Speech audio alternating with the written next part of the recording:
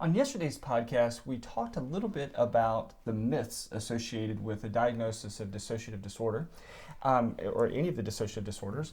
And today we're going to talk a little bit more about some of the causes or at least risk factors associated with it. Right. And one of those risk factors was something, or one of the main risk factors that we actually talked about yesterday, and that is a history of trauma.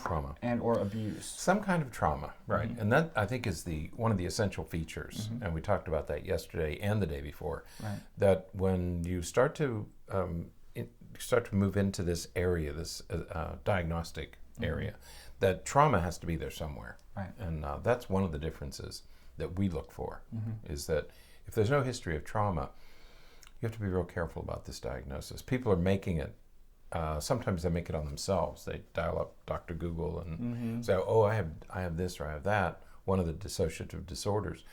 But there's no history of trauma, or no significant history of trauma that we know of. Right, right. So one of the key features, or in many ways it is the key feature for making this diagnosis, is that history of trauma. And it could be, it is oftentimes trauma experienced in childhood. Right. Though it can occur later in life as well, but primarily it's during childhood, and also it's often associated with chronic abuse. Right. So abuse that happens over time. It's not a one not time. a single episode. Right. So it's usually over a period of time. So that, from the diagnostic perspective, that part is pretty critical.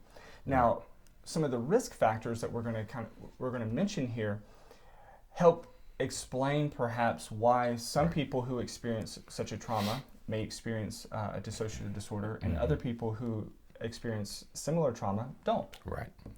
Yeah, because as with most of these disorders, there's a biological predisposition. Right. Okay, so you just happen, that's just the way your brain works. And we inherit our brain chemistry from our parents, and we have no control over that. But you may have a biological risk, biological predisposition for this kind of, we call it splitting, but we have to be careful about that too. Right. This kind of separation, separate parts of ourselves. Right. One of the reasons why dissociative disorders emerge or are rooted in trauma in childhood is because some of the other risk factors, and that is children are less, their brains are less mature, and because their brains are less mature, they're more susceptible to some of that fracturing, some of that splitting, and so they're very susceptible to the trauma and to, well, I guess we should mention that, in many ways, when we think about this splitting or this dissociation, it is oftentimes a method or a strategy that the brain uses to protect the person. Right. And so, think about when you go to the dentist, or think about a time when you're stressed. What is one of our recommendations? To imagine yourself in a safe place, to imagine yourself in a serene, calm place that is free from stress and chaos. Well, that is attempting to put yourself in somewhat of a controlled dissociative state. Right. Well, when a child is undergoing abuse, many times what they will do is their brain, in an attempt to protect themselves, their brain will kind of put them somewhere else and make them think of something else, and that creates some of these issues. It's a good point. I mean, we use this technique therapeutically, where you separate something consciously, purposely, you separate, and then Freud called them defense mechanisms. We all have these defense mechanisms to keep especially harmful memories or especially harmful events out of consciousness so that they don't bother us. But goodness, this is a strategy that we use in cognitive behavioral therapy and in dialectical behavioral therapy, where we consciously separate the person from unpleasant memories. So it's something that the brain is completely capable of doing. It's just, in one case we do it purposely and therapeutically, And in the case of dissociative disorders, it's your brain doing it for self-protection. Right, absolutely. And so it becomes a disorder, as we'll talk about over the next couple of days. It becomes a disorder when it happens unconsciously or without your intent, or when it begins to interfere with functioning because you start losing time or because you are unable to function in some other capacity. Yeah, because we talked yesterday about taking that road trip on a familiar road, and you get home and you can't remember the drive. You know, you did it, but you can't remember it. Similar to what people talk about when they have a blackout, is that they're able to do it, they just don't remember it. And that's the dissociation. One of them is a dissociation with the memory. You don't remember doing it. Right. Not a problem with a drive home because you drove safely, but it could be a problem if it was something that you really needed to remember and had forgotten completely about. Right, absolutely. So two of the main risk factors are the biological predisposition and just the immaturity and lack of emotional skills, I suppose, emotional regulation skills in childhood. Right, and when you talk about a young brain, you're right. Part of it is that the adult brain isn't fully integrated until you're well into your 20s. Right. Okay, so that's why mental disorders and substance use and abuse during the teenage years is so problematic, because the brain is still going through this really active period of development and myelination. And a lot of bad things can happen when you get that many moving parts. Right.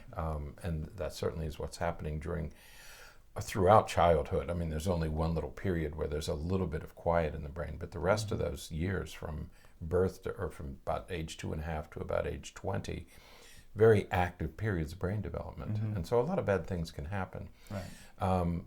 So the brain is not well integrated, so it can be fragmented more easily, as it can be depressed more easily and made anxious more easily, because all these disorders typically appear during adolescence, and not surprisingly.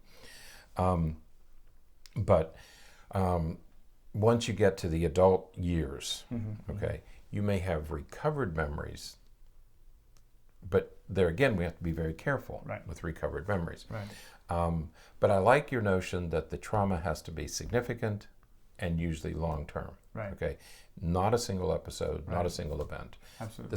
This has to do some damage in order to create this kind of separation. Yeah, and that certainly isn't to say that it can't with a really serious single episode, but it's much more likely with chronic abuse. So, but that's that's as much really as we know about this.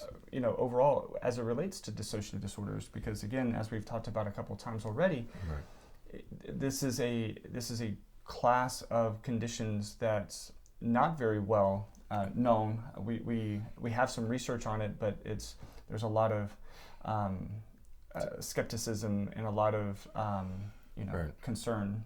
And the nomenclature keeps changing with this. We've gone from multiple personality disorders to identities.